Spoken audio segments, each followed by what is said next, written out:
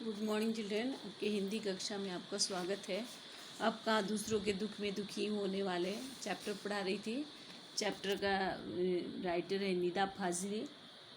निदा फाजली के बारे में मैंने बताया था, फिर भी बता दूँ कि इनका जन्म जो है 12 अक्टूबर 1938 को दिल्ली में जन्म हुआ था। ग्वालियर में दिल्ली में जन्म हुआ था, ग्वालियर में बचपन बीता। उर्दू की साठोत्तरी माने 60s के समय के महत्वपूर्ण कवि माने जाते हैं। वो आम बोलचाल की भाषा जैसे अपनी सरलता से किसी को भी मोहित कर लेने वाले, इसमें उनको महारत हासिल था। अपनी गद्य रचनाओं शेरो शायरी में बहुत ही थोड़े में कह देने के मामले में बहुत मशहूर हैं। वो अकेले इस तरह के गद्यकार हैं। उनका लफ्ज़ों की फूल नामक कविता की पहली पुस्तक आई। शायरी की किताब खोया हुआ सा कुछ के लिए 1999 में साहित्य अकादमी पुरस्कार से सम्मानित किया गया। इनकी पहली आत्मकथा जो है दीवारों के बीच और दूसरे दीवारों के पार शीर्षक से प्रकाशित हो चुका है। इन दिनों अभी तो नहीं जीवित हैं, 2016 में उनकी मृत्यु हो गई। वो फिल्मी दुनिया के लिए भी बहुत सारे गाने लिखे, बहुत सारे पिक्चर के लिए गाना इन्होंने बनाया लिखा था। पाठ प्रवेश बोल रहा है, कुदरत मने भगवान ने धरती सबके लिए बनाई थी, लेकिन हुआ कि सबसे अजीब मने सबसे अलग टाइप के करिश्मा मतलब वो जादू एक तरह से हुआ। धीरे धीरे पूरी धरती मने मनुष्य को बनाया। मनुष्य ने क्या किया, पूरा धरती को ही अपना मने मालिक बन गया और सब जीवधारू धरती पर जितने भी जीवन रहे उसको दरबदर कर दिया। इससे क्या हुआ, उनकी नस्लें ख़त्म हो गई और ठौर ठिकाना छोड़ के उन्हें कहीं और जाना पड़ा। इतना नहीं हुआ तो भी गनीमत होती, माने ये भी महसूस किया जाता है कि आदमी नाम के इस जीव को सब कुछ समेट लेने की भूख पूरी नहीं हुई।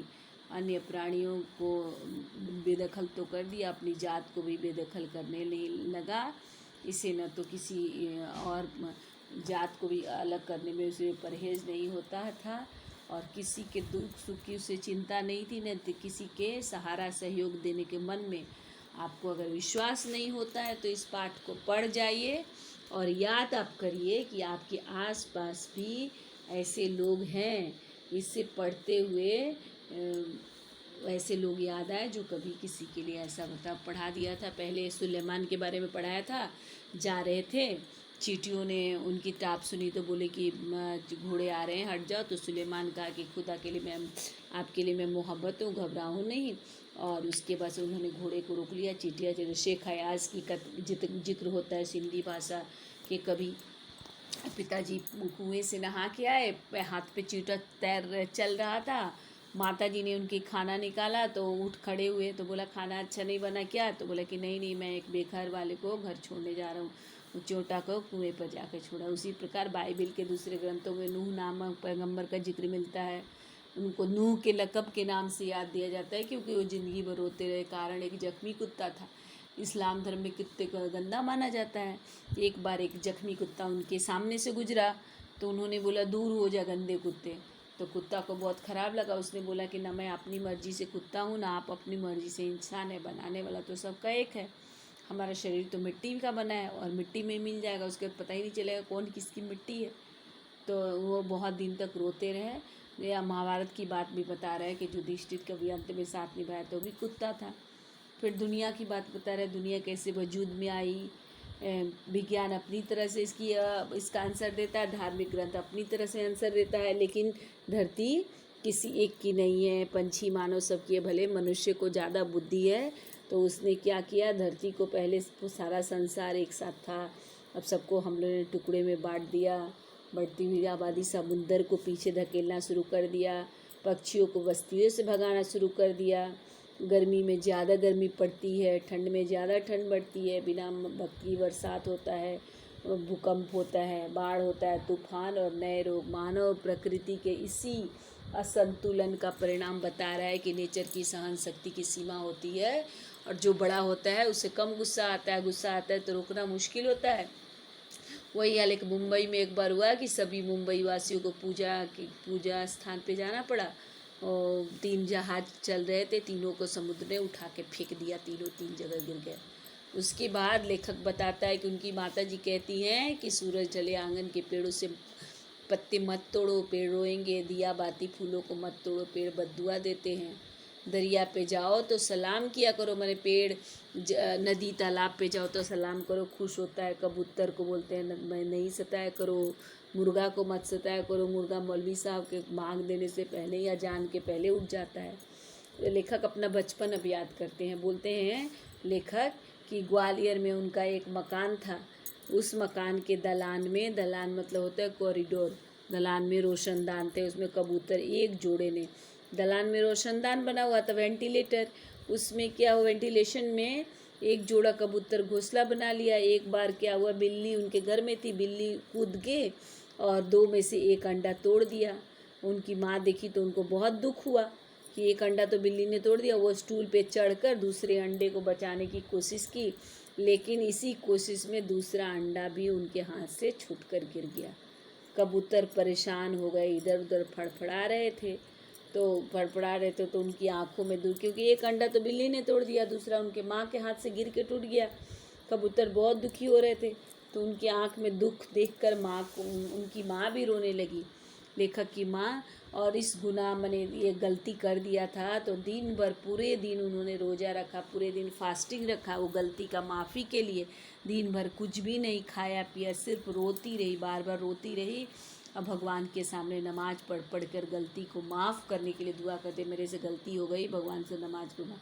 वो ग्वालियर से उसके बाद लेखक थोड़ा बड़ा हुआ तो बम्बई आ गया। तो लेखक बता रहा है कि ग्वालियर से बम्बई की दुनिया, संसार मैंने ग्वालियर में यही स्थिति थी, लेकिन बम्बई में स्थिति दूसरी है। संसार मैंने पूरा संसार ही बदल गया है। वारसुआ में, बम्बई के वारसुआ में लेखक का जहाँ घर था, वहाँ पहले जब आया था बम्बई में, बहुत दूर तक जंगल थे, परिंदे थे, बहुत सारी चिड़िया, बहुत जानवर। अब यहाँ समुंदर था, समुद्र के किनारे, लेकिन अभी स्थिति क्या हुई, बम्बई में समुद्र के किनारे बहुत लंबी चौड़ी बस्ती बन गई है। उस बस्ती में क्या था, पहले जंगल थे, बहुत सारे परिंदे जानवर रहते थे, तो बस्ती बन जाने से जानवरों के घर छीन गए हैं।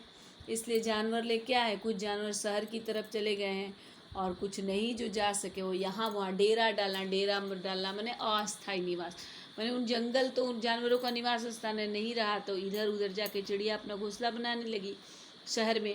अब कोई नहीं रहा तो इधर उधर बनाना शुरू कर दिया, उनका घर छीन गया था। इसीलिए इसी में से 2 कबूतर, मैंने लेखक अपने घर की बात बता रहा है कि उनके फ्लैट के मचान में कबूतर 2 ठो घोंसला बना लिए थे और उनके खिलाने पिलाने का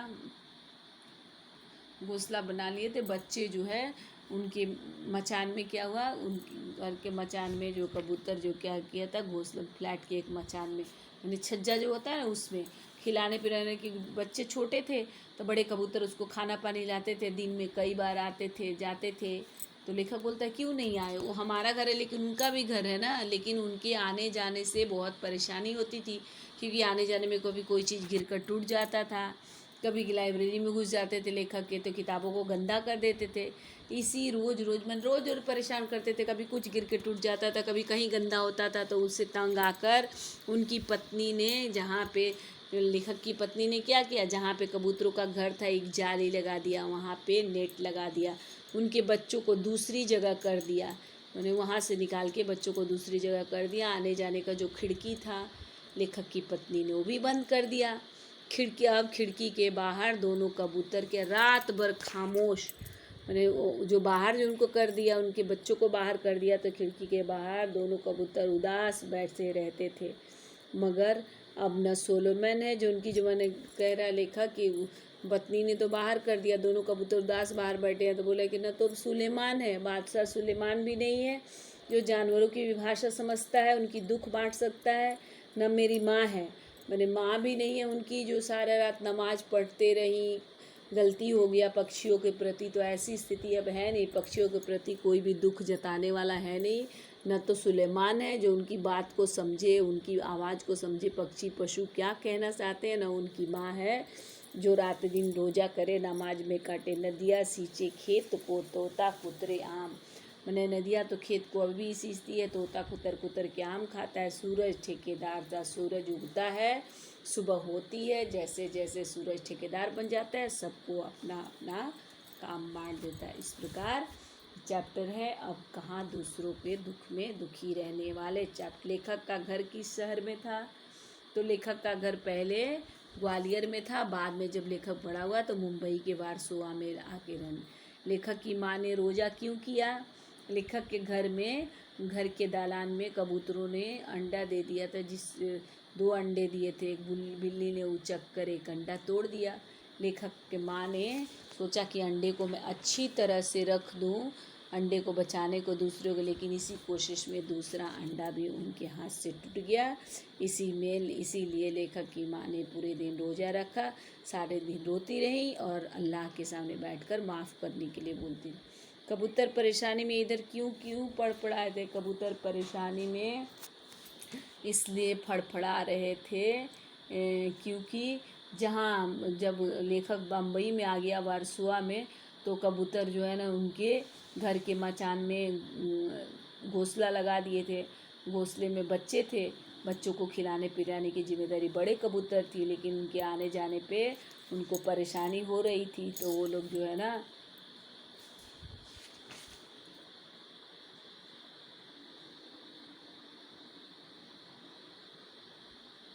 नहीं सॉरी, कबूतर परेशानी से इधर उधर फड़फड़ा रहे थे क्योंकि लेखक की माँ के हाथ से जब बिल्ली ने एक अंडा तोड़ दिया तो लेखक की माँ ने स्टूल पर चढ़कर दूसरे अंडे को बचाने की कोशिश की, लेकिन दूसरा अंडा भी उनके हाथ से छूटकर गिरकर टूट गया। तब कबूतर परेशानी में इधर उधर फड़फड़ाए थे। लेखक की पत्नी ने कबूतरों से परेशान होकर क्या किया? लेखक की पत्नी ने कबूतरों रोज रोज की परेशानी से तंग आकर जहाँ उनका आशियाना था एक जाली लगा दी, उनके बच्चों को दूसरी जगह कर दिया, आने की खिड़की भी बंद कर दिया। खिड़की के बाहर अब दोनों कबूतर रात भर खामोश और उदास बैठे रहते थे। ठीक है बेटा। क्वेश्चन है, बड़े बड़े बिल्डर समुद्र को पीछे क्यों धकेले? लेखक का घर किस शहर में था? जीवन कैसे घरों में से बट रहे? सब क्वेश्चन का आंसर मैं अगले दिन दूंगी। आप लोग यहाँ तक पढ़िए और कोई प्रॉब्लम हो तो पूछिए। और थैंक यू बेटा। स्वस्थ रहिए, खुश रहिए, सुरक्षित रहिए, घर में रहिए। धन्यवाद बच्चों।